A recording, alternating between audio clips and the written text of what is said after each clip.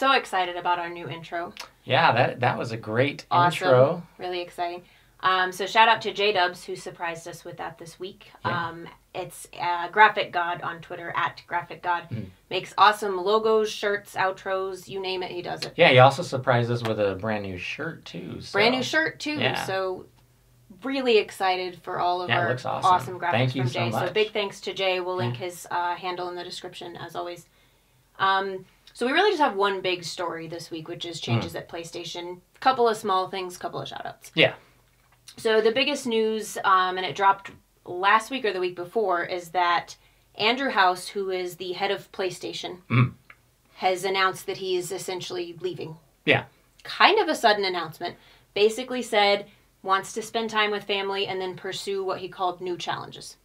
Yeah, and it's kind of happening at a weird time as well because... Really weird time. You see these kinds of things, when they happen in a good way, they usually happen at like the end of a fiscal year or maybe at the beginning of a fiscal year. So when things are kind of wrapping up in sort of the business sense. Yeah, you usually see somebody say, well, when we finish out this year. Yeah.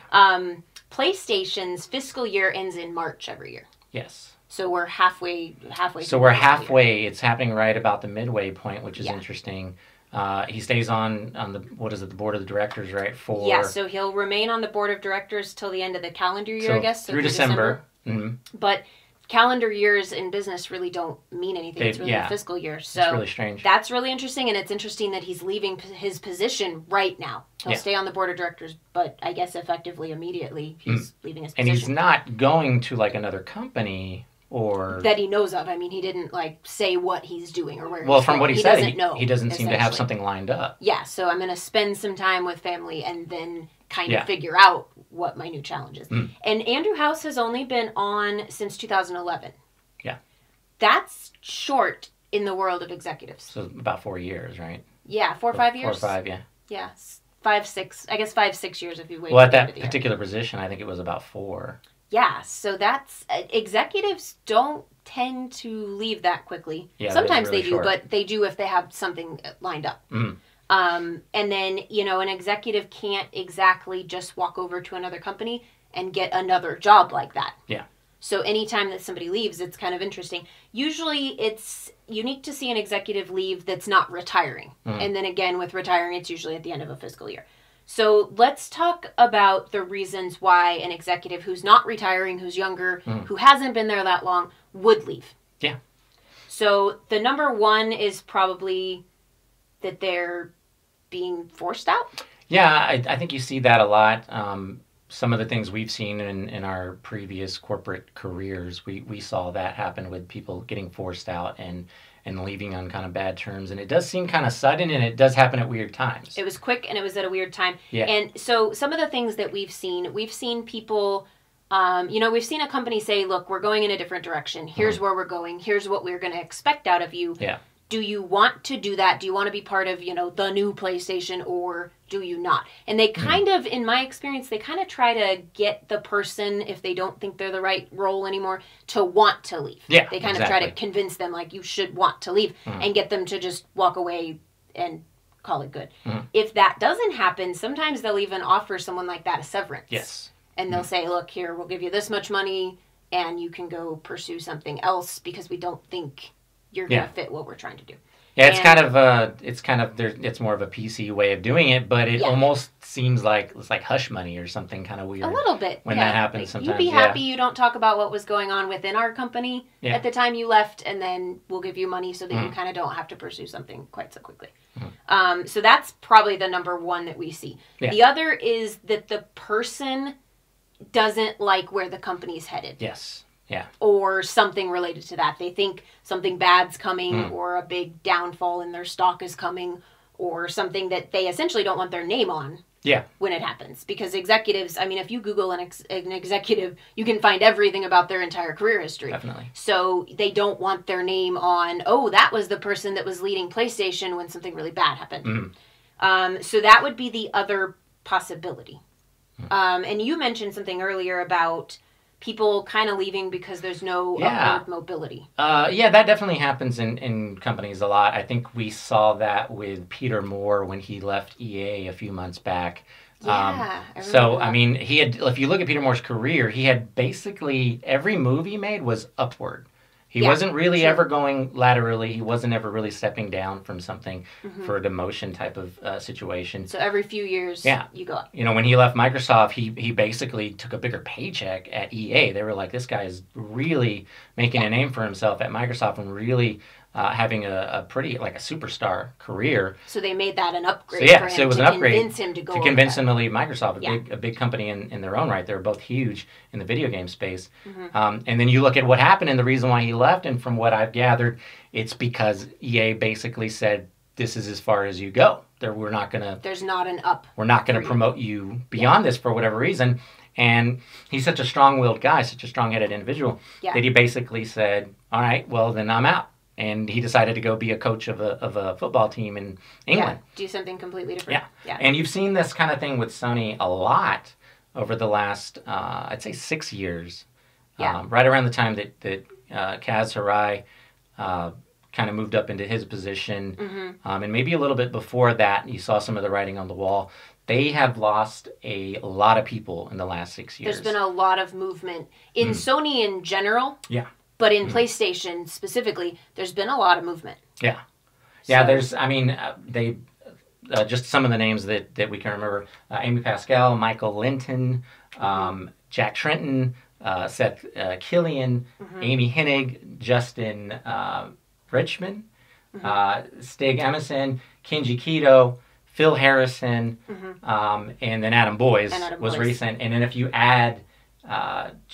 Jack Trenton, not Jack Trenton, but if you add Andrew House to that, you've got that's quite a few. Quite a few people are vacating over the last 6 years. And what's the sort of a common thing is, if you research some of them that we've seen a little bit of information about, it didn't seem to always be a great thing. It sometimes seemed to be more of a like something was going on. Well, it's been great, but yeah.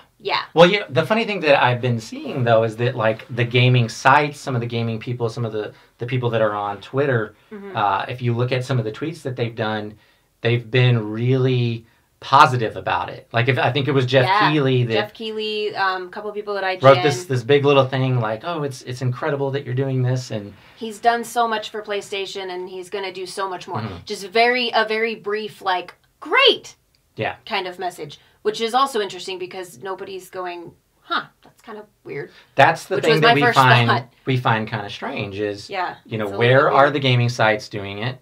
Where's IGN, GameSpot, Eurogamer, and then where are the analysts? A lot of analysts like to talk about this type of thing. Analysts love to go after something. We're not hearing anything from any of them. And then where are the people that write, like, for Forbes or VentureBeat or like whatever. What just happened to PlayStation? What's going on with all the changes at PlayStation? Why aren't we seeing that? It's not really a console war kind of thing. This isn't really that sort of situation. Thing, but business gets reported on. But if you look at the flip side, though, if you look at Microsoft, anytime there's any little movement, there's a lot of news. There's people are writing articles on who's going to buy Xbox next, and Xbox is being sold off, and it's just really interesting that we're not seeing the same type of coverage. There's not a lot of response to it. There's very little. If you search any of the stuff that we've talked about just now, you're not going to find a lot of articles about any of this. No, and I even noticed looking backward. So when some of these other changes happened, you mentioned Jack Trenton, so he was replaced by Sean Layden. That's Sean Layden's old job. Some of these people were in very executive positions. Yeah. Even when I looked up him departing, all of the articles that you can find from all those big outlets that you think of were super brief and to the point. This person's leaving. This person's replacing them. Here's a quote from the person leaving. Here's a quote from the person replacing them. Done. No analysis. No, like, what does this mean? Why would this happen? This seems weird. None of that. And that's so unusual because people are always jumping on those media outlets, the business media outlets, the stock outlets. Every day I see stock articles that are like, oh, they're definitely done this time, and it's because of something way smaller than an executive leaving. Yeah. So it's really interesting, and it goes back to like 2011, 2012 when Kaz took over. Yeah, I think it's, we're going to talk about who's kind of stepping into that role. Yeah. Here in a moment, but I think this really is an effect of sort of the game plan and the blueprint that Kaz wrote back when he right around that time he got promoted, he basically came up with a plan to what they refer to as cut the fat. Yeah, basically. So, but it was in a lot of other sectors, sort of non-gaming sectors. Let's close down this. Let's sell off that. Let's get rid of this property. All these little divisions, all these weird little things. They were trying to have, their hand in 50 different pots, and many of those pots were just teeny tiny. And you got to employ people, you got to have leadership, and they were just eating away at money. Yeah. Basically. So they did. They cut a lot of the fat. They sold off property. They let a lot of people go. Some of these bigger names that we mentioned earlier, those people exited, and then after that, it sort of spread to gaming, and it looks like it's not stopping. We don't, like Adam Boyd's leaving. I don't remember hearing about anybody taking that spot. No, and when Adam Boyd left, there was something super weird about all the articles that came out during that time. Yes. That one had a lot of articles. He was articles, doing interviews. But he was doing interviews. So there were article after article of these interviews, and they had so many different quotes from him, and I have a couple of them because they're so weird. So Adam Boyd was VP of Third-Party Relations and Developer Technology Group. Yeah. He was only in position for 4 years. Again, VP, usually you see, not always, but usually 10, 15, 20 years VP. Or they aren't leaving at the very least. So he said that it was his dream. He said dream job for him, but at times you have to follow your dreams. Throwing caution to the wind is pretty exciting. So that was one of his. Usually when I think of throwing caution to the wind, it's not a bad thing, but it's not something like starting up your own business or something. Yeah, like starting something huge, not like, oh, I'm leaving my dream job to throw caution to the wind. Like, there's got to be a reason you're leaving your dream, and you would think that reason is I have an even bigger dream now, and I'm going to go try to pursue that, but it's big. It's like my own dream. Yeah. And so there was no follow-up like that, and he said leaving the fans is going to be the hardest part. The one at PlayStation has been the best job of his life. He was referencing multiple jobs. So the one at PlayStation has been the best job of his life. People are going to think he's crazy, but he has to follow his dreams. Yeah. But then no dream came out after that. Nothing happened after that. Yeah, nothing really big. I think he signed on with some other, it was like a startup kind of thing. Yeah, like a startup type thing. Yeah. He kept talking about going back to game development, but I don't think he exactly did that, did he? No, he's not in developing games currently. That was what he was talking about in throwing caution to the wind. Yeah. If you put together that's what he mentioned in the interviews that he did, yeah. So it is interesting that they continue to have people leave like this, and they don't immediately kind of weird and vague reasons. Yeah, you're not getting a lot of Peter Moore type situations out there. Even if you look at like a bad situation with Microsoft, where Don Matrick left, and so like he left because there was a lot of negativity. It was literally like within 60 days of him leaving, there was a lot of talk about Microsoft going the wrong direction, having Kinect boxed in with the box. There was a few other little things that popped up about the misinformation spreading on not being able to play used games, which people still to this day think that the Xbox can't play used games. And he was essentially trying to make sure his name wasn't on some of these things, or was as I think off he of knew it that as he something was going to happen, and I think he took the first offer he got from the first person that got his resume, and he went to like Zynga, which was definitely not moving up. Yeah, I was going to say, he went to something small. Yeah. Again, something smaller than Microsoft. And you don't see, how often do you see executives who, I mean, they're in the millions of income. Well, see, and they're just like, oh, I think I'll just go do something smaller. Yeah, the thing I think that's interesting, though, is that makes it not weird is that, he saw the writing on the wall, and he had something lined up like that. Whereas with all these other situations, with Sony, the thing that concerns me, that's another thing you always see. You see the articles. I'm concerned for this company. You always see these concerned articles, and then there's nothing when you look up all of this. The thing that concerns me with all these changes at Sony is that nothing's lined up, really. These people are these people aren't saying they're going somewhere in particular, especially when you say, I'm going to spend time with family and then... Yeah, what happened to Jack Tretton? I mean, he was gone. He went to a startup as well, I believe. Something small... He was like retired for a little while, though, it seemed like. It took a while. He didn't go straight to something. So that's really interesting. That's weird, yeah. Now, on the flip side, on the good side of this, the person who's being promoted to replace him, and it kind of contributes to that sort of being forced out or asked out idea, is John Kodera, who is essentially, he's been leading the PlayStation Network team for quite some time. So he was the one who signed the Spotify contract that PlayStation's well known for. The PS Now was him. PS Now. He had a hand in PS View. He had a hand in PS View. He may have been the one that pushed that over. He may have been the PS View person. Yeah. I wasn't able to exactly confirm that. So he's been working on services that are huge. Services. Definitely. Which we talked about right? in a previous video. Exactly. We said that my prediction was saying basically we're talking about what Sony needs to do, what they are doing, and where their focus is going to go. And why. My prediction was that they're going to do more services, things like that. Absolutely. We see them referred to in articles from journalists as games as a service, the GAAS. You'll see that abbreviated everywhere. But it's beyond just games as a service. It's everything that you can subscribe to. It's everything that you can build little microtransactions into and other little lots fees of and income. Things. Services take so much less to maintain cost-wise. Definitely, there's no hardware. And so much more money coming in. So no R&D. Think of hardware. You got R&D. You've got the actual things that go into the hardware, which multiple companies are involved in. You've got the packaging of the hardware. By the time you do all that, you're millions and millions in. Marketing, everything on top of it. Marketing on the hardware. It compounds, and it's quite an expense. With services, a lot of times, people hear about that, they check it out, they get into their free trial or whatever it is,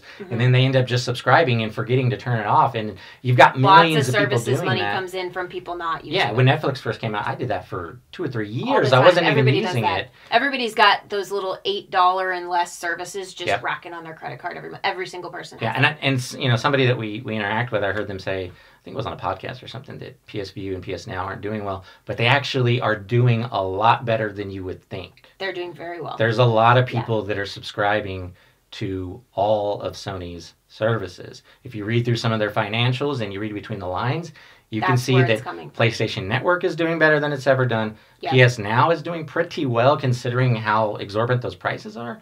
And then the PS View is growing as well. So word of mouth, something is going on there. Well, and here's a couple of facts that go with that really support that. So first of all, Sony's shares, Sony's stock is at a 9-year high. Yeah. Which is crazy. It is. Last fiscal year was the first time ever that PSN, PlayStation Network, generated the majority of the game division's growth. Growth is really important, especially in divisions that get a lot of scrutiny, like gaming. So that was the first time that happened. That's John Kodera. Yeah. That's the person who's now head of PlayStation, who was in charge of that and caused a bigger chunk of revenue to come from service than games. So if you look at it that way, that seems to be maybe the impetus for him having this position now. Yeah. They're obviously going to move in that direction. The other benefit to moving in that direction, a lot of people don't like this. They don't want to hear about games as a service. They don't want to hear about microtransactions. But they don't want to hear about subscription stuff. Yeah. But it is happening. All the companies are moving in that direction. Yeah. One of the good things for that is you don't need to replace all those other names, those 11, 12 names that I mentioned earlier. You kind of don't need to replace some of those people. Yeah. Because it doesn't take a head of something to now run these things. You can just have one head of services and that's a little team for each thing. Yeah. That's it. So they are, I do believe, cutting the fat continuously. Yeah. And I think you're going to see more of that. So we might hear another announcement sometime next year. Another big shift. Probably not this year. Yeah. And in going forward, that's probably going to benefit their bottom line. At the very least, you're going to see that happen. And services is one of the things in every business that has, and Microsoft actually talked about this a lot in their recent announcement of their reshifting at the end of their fiscal year. That is one of the things that has the least financial input and the most financial output. So the ratio of what you invest to what you get is tremendous for services, which is why it makes sense for PSN to be the majority of the gaming division, and it's shocking it never was. Yeah. So that probably popped into some people's vision, and they were like, whoa, that's who you need to run PlayStation. Have the services person be the main person. Yeah. Everybody else is kind of secondary to that. And, everybody's doing it. Even Microsoft as a company has announced that they're trying to push more services, less hardware and software and things that have to be designed and researched and implemented and all of that. Yeah. Yeah, it may sound like, some of the things we were saying earlier are leading in a bad direction, but I actually think probably not. This is ultimately going to be better for PlayStation in the end. I think you're going to see a lot of revenue bump for PlayStation. I think I think they do have a plan. I think they're headed in the right direction. We have kind of an interesting take on it because we understand the data, we've done the research. I've been paying attention to this on a daily basis, even though I was working in other fields and other careers that also required a lot of my attention back then. I've still been paying attention to everything that goes on in gaming for 15 straight years. Yeah. We're talking daily, looking for all these articles, trying to see what I can find. And the thing that I never find is the thing that I mentioned earlier. Where are the Ryan McCaffreys doing their 7 things to help save the PlayStation? Right. He's so convinced he's such a business expert that he can help Microsoft. So why has he never written, and definitely right now, why is he not writing same thing? It's not fair to pick on Ryan all the time. Oh, it's not just But, Ryan. I mean, it's Jeff Keighley, too. Like, where's his There's article? A great few of them. Where's his comment on that? Yeah, so you're always so outward about, oh, I've got advice, I could tell you how to fix everything. Yeah. Where are they? Michael Pachter. What? Has he said anything? Pachter? I've not heard that he's said anything. Yeah, we need to follow him and see if we can find it. But we need to have this continuing conversation and see what else the commentary is, and continue to discuss the commentary, because that's the interesting thing. The gaming sites, the journalists, the people that write articles for the other little sites, the analysts, they're dropping the ball on some of these things. They're all absent right now. Yeah, continuously though, because like I said, you can't find much about any of those people that left Sony. And I feel like at least for what I've seen so far, I feel like there's been more coverage to Phil Spencer's promotion. And when I'm saying coverage, I mean in the sense of nitpicking and analyzing. Yeah. There's been more of it about Phil Spencer's promotion than Andrew House's leaving. And Phil Spencer's promotion is a promotion, so there's a little less commentary to that. But there's commentary on both of those fronts. Both of those things cause people to go, oh, is this good? Mystery. Is it bad? There's no mystery in regards to that, but there's lots of mystery around these other things that have been happening. Because we just don't discuss them, and we don't analyze them, and we don't talk about if they're in trouble as a company or any of those things. And it's very, very interesting. Yeah. So continuing conversation there, definitely we'll report anything else we see, and probably have a future conversation when we've got a bit more time to see what coverage it does get, or if it continues not to get any coverage. Yeah. One thing I want to mention really quickly, from a previous couple of conversations. So we've been talking about PUBG, PlayerUnknown Battlegrounds. And a lot of people for a very long time were wanting Microsoft to just lock this down, and that was such a huge conversation. You kept seeing that everywhere. Yeah. Kept seeing it everywhere. We've had a couple discussions about it, and one of the things we've talked about is how expensive that would be. It would be similar to a Minecraft thing. Yes. So the perceived value Which was right now, just under $2.5 billion, I believe. Couple billion, And the perceived value of PUBG right now is tremendously high and inflated. Definitely. The way certain real estate markets get, where you're like, oh, please, that house is not worth that kind of money. Definitely. So, and I've been on the side, and you've been on the side of, no, they shouldn't be jumping at this and throwing $2-3 billion at it. Yeah. But I think the discussion we had last video about the Fortnite coming out with the Battle Royale mode and advertising it and just kind of trying to take that thunder was a really good showcase of why Microsoft has made the right decision there. Yeah. Because you throw $3 billion at that right now, in the next year, all that has to happen is Activision comes out with a Call of Duty version of it. Exactly. Done. PlayerUnknown is literally unknown now. Yeah. Done and over with. So, and that's going to happen, especially now that Fortnite did it, because now other developers are going to go, hey, we could do that. And they're going to be developers who have games that look more like PUBG or act more like PUBG. So, I just wanted to kind of add the comment of, I continue to be glad Microsoft didn't try to lock that down, because I think the value is going to keep deflating. And I think the value of PUBG is going to deflate just over time. As soon as it comes to console, it's going to be less exciting. Yeah. And then the reason why is it's not really just an IP. It's a game mode, essentially. It's essentially one mode of a bigger game, which is why I think of Call of Duty so much, because Call of Duty could snap their fingers and have a Battle Royale mode like that. Yeah. They've already got the online. They've got really tremendous servers. I mean, I'm surprised they haven't done it yet. Yeah, you and I have talked about this privately, and we haven't really said this on the show at all before, because we have a lot of people that watch that are really excited about PUBG. And like, people have sent me messages, like DMs, and just can't wait for it. They very much want Microsoft to just own this and it never to go anywhere else. Yeah. And I'm always a little bit more cautious about that, because I've watched a little bit of the gameplay, and I've spoken to a couple of my friends that are PC gamers that play it on PC right now, and just from certain things that has been described and what I've noticed watching the gameplay, I don't know about you and what you think of the gameplay. Just slow. To me, it looks just a little bit boring. It's not that fast action, that Halo or that Gears type experience. It won't hold the console crowd's attention for too long because of how many things we play that are faster paced. Yeah. And it's a big requirement of time, from what I understand. You need to really be set aside some time. I mean, I've never timed the matches. I've watched a lot of streaming of it. I would say an average match has got to be at least an hour, because you have 100 people on the field. So 50 versus 50. How long do some matches take when you got 5 versus 5 or 10 versus 10? So it's 50 versus 50 on a massive map that gets very slowly narrowed. And you keep seeing this message pop up that says play area will restrict in 5 minutes. You see that at least 4 or 5 times, you got 25 minutes there. And that's just the restrictions. That doesn't include all of the loading in or any of that stuff. So I feel like a very average match will take a very long time. It makes me think of Friday the 13th. Yeah, where people will die and then you have to sit around. If you're the first person that dies, you're just like... You know, I didn't mind that on Friday the 13th. I actually liked watching the rest of the match to see what people did and what their strategy was. But for 15, 20 minutes. Yes, exactly. Not an hour. I was watching for at most 15 minutes. I didn't die that quickly, so... You know, I didn't get to see, like, whatever else happened in the beginning. I had a few of those moments. But the max was like 20 minutes. One time I had to sacrifice you to get away from Jason. Yeah, thanks for that. Which I felt bad about. It didn't even feel like a new experience, though, because that's, like, pretty much what always happened. But the max was 20 minutes, and that's okay. But, I mean, even in that 20 minutes... It's more bite-sized. Like, oh, my goodness.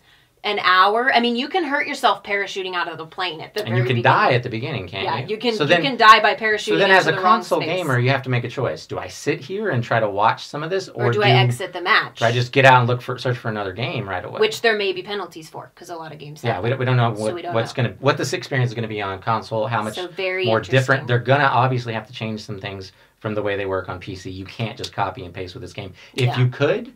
The game would be out right now on Xbox because it's an early access. Considerations at it's play. not, and I think that's why Microsoft is involved. Is there are some considerations? Oh, definitely. Yeah, Microsoft trying to do their quality control thing like they did with Cuphead. Yeah. But that's another thing is I actually lost my point. So, but go ahead. Okay. So more to come on PUBG. I'm sure you'll get your point across at some point. Oh no, sorry, I got it. It's an early access title. Right. So a lot of people have talked to me about this, and they think it's a full blown game. It's a while before it's going to be a full blown thing. Yeah. It's like Counter-Strike kind of started out as just a mod and then built to a full blown thing eventually. Yeah. But there was a curve to that. There was quite a long time, and it's going to have bugs. It's going to have some issues, and you know how gamers are, especially console gamers. We've got a lot of stuff. You see one little bug, they post that thing on the internet.